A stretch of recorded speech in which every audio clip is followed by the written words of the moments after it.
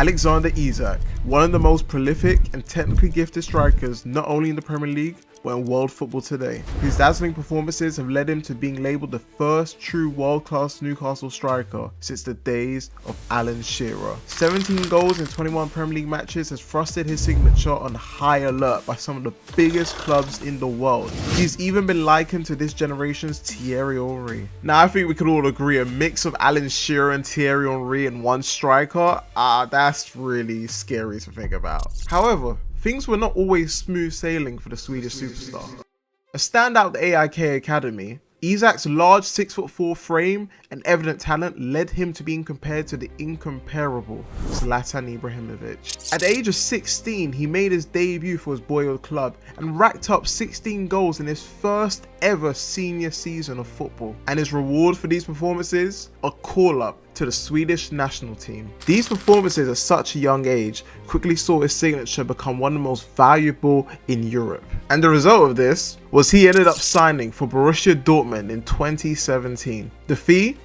A respectable 10 million euros. For a superstar talent in the making, I think that was a fair deal for both parties. In the process of signing for Dortmund, Alexander Isak reportedly rejected the opportunity to join Real Madrid. Now there's many reasons why we could speculate as to his rejection of Real Madrid, the biggest club in the world. Well, we could safely say that players who join Borussia Dortmund tend to go into superstardom. It is generally a breeding ground for young talent into world-class superstars, the likes of Erling Haaland, the likes of Jude Bellingham, the likes of Robert Lewandowski. The thought was clear for Isak: join Dortmund and have his career thrusted into the stratosphere. However, this was not the case. His difficulty settling into Germany resulted in only 1 goal in 12 appearances in 2 seasons at Borussia Dortmund. Nowhere near the high hopes that media and fans hoped for his career at Dortmund. Now, it should be said that this was not due to a lack of effort nor dedication for Isak.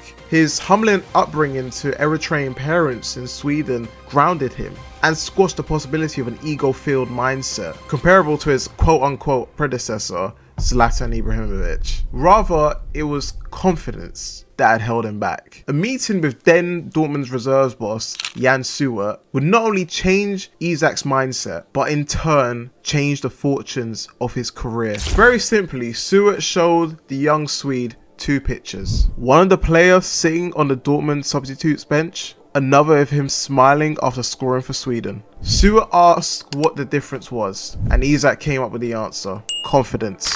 After opening up about a lack of it, Isak began to feel more comfortable. From this moment on, things began to pick up. A loan to Eredivisie club Willem saw an impressive return of 14 goals in 18 games, scoring 12 goals in his first 12 league games, and as a result becoming the first foreign player to do so in the Eredivisie. This brilliant patch of form affirmed the talent which was known by the footballing world and led to Real Sociedad acquiring his services. After a somewhat quiet first season, Isak burst onto the scene in La Liga, scoring 17 league goals and helping Real Sociedad capture the Copa del Rey title, defeating Athletic Bilbao where he was the top goal scorer, following the finals delay from the previous year due to lockdown. Okay, at this point, you have a clear star on the rise. You have a striker, potentially coveted in Europe, at the age of 21 years old. He's showing signs of being a potent and prolific striker in one of the top leagues in the world. His trajectory is looking like he's going to kick on and set the world alight. And with that, a massive transfer is on the cards. Well, something was missing still. Although impressing for Sweden in the European Championships, there was an apparent issue. Isak was still not seen as ready for the elite clubs of Europe. Is there a chance Isak felt this lack of trust in his ability? Next season, the numbers dried up, only scoring 6 league goals in the entirety of that season. Was he just a one-season wonder? Another prospect hyped by the media without any substance? Well, you're going to want to strap on safely because the next part takes us up on a rocket ship. Following their Saudi takeover, Newcastle United went into the market for a brand new striker. A striker to head the front line of the next chapter of this famous club. And out of all the strikers in Europe available to them, they identified Alexander Isak as the undisputed future of their goals. £63 million was splashed on the Swedish international. A brand new club record, enough to secure his signature. Even though his lower numbers in the previous season had been somewhat of a worry, the ability to operate centrally and out wide effectively saw him as an offensive threat that would guarantee goals and success. Although his first season proved a bit challenging, being injured for 16 matches with a hamstring injury, he was still able to contribute 10 goals in 22 league matches. And with this solid foundation, the next season got even better. Isak put on dazzling displays, showcasing his world-class talent, and in doing so, comparisons to Thierry Henry became unavoidable. He finished the season in a much better place to the last. He racked up 21 league goals in 30 matches, finishing third in the Golden Boot race, with the only two players above him in that race, Erling Haaland and Cole Palmer. Now that's a pretty good pack to be in your second season in the Premier League. Now of course, you know how this goes. Once a player performs to this high level in the Premier League, teams will be swimming for their signature, and that's exactly the same for Alexander Isak. It's funny because before he was not seen as ready. Now, not only is everyone seeing his talent, but they're also seeing his confidence. He is now seen as one of the most coveted signings in world football today. Irregardless of this, Newcastle did not budge this past summer. The performances he put in for Newcastle was not even comparable to any previous Newcastle player in the last 20 years. They were not going to let Isak go unless they received an astronomical fee. And by Newcastle keeping Isak, he has put in performances that they could never have dreamed of.